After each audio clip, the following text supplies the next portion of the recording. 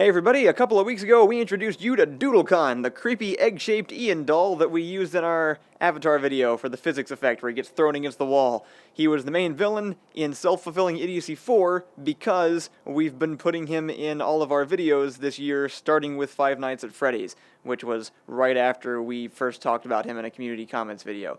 And since then, I've just stuck him in one shot per video, most videos, except the ones where I forgot. So these are all the places where you can find him in those videos. First up, in the Freddy Fazbear experiment, he can be found here, standing in one of the security cam feeds that JP is flipping through. SimCity vs. Skylines is the first impossible one, where he's reflected in the table during the final shot. In Mr. Johnson, he's peeking out from inside the dumpster when Jeffrey is falling past the camera. In No Crime Intended, there's a framed photo of him on the fireplace mantle. In Spiral Nights, he's growing out of the planter box or something. I kind of rushed on that one. In Daredevil's signature move, he's briefly reflected in the window during the fight. In To the Moon, several people noticed him standing right out in the open on the moon itself, but nobody quite knew what they were looking at. In False Charges, he appears behind Jeffrey for only 2 frames as he closes the door. My personal favorite, in License to Maim, he's reflected in the pool during the wide shot. In Car Movers, he's sitting in one of the cars in the background. In HEV Suit, he's barely visible in one CG shot, hiding underneath the stairs. In Have a Medkit, he is G-Man. It's his head on G-Man's body.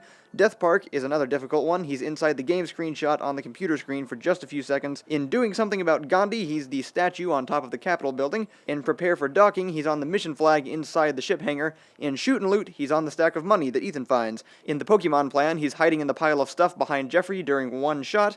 In DIY AI, his face appears for just a frame or two when the computer dies. The most impossible of them all is Rocket League, where he's driving the car that I blow up. He's only barely visible through the windshield for 2 frames before the explosion. In Ghost Finders, he's also pretty tough to see through the window of the house in the title shot. In Papers, Please, a pixelated version is standing amongst the crowd in the graphic from the game. In Kyle Plays Magic, he's on one of the cards laid out on the ground. In Rescue Mission, he's peeking out from behind the rubble for just a second before being obscured by Ethan. And finally, I lied about the guards themselves. If you're quick enough and zoom in a bit, you can see him standing in the window across from Meyer's building when Meyer is looking out his own window at the electronic billboard near the very end. We also announced a contest to see how many DoodleConn appearances you could find, and we got lists from about 5, let's say, 1,000 people.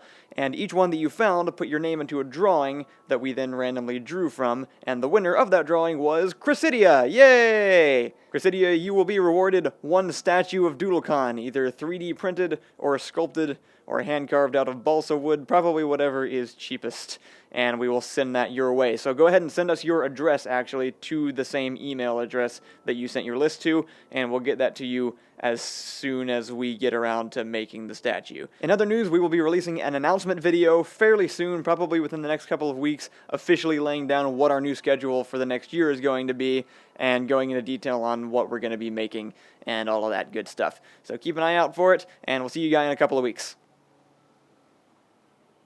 Did I say guy, singular?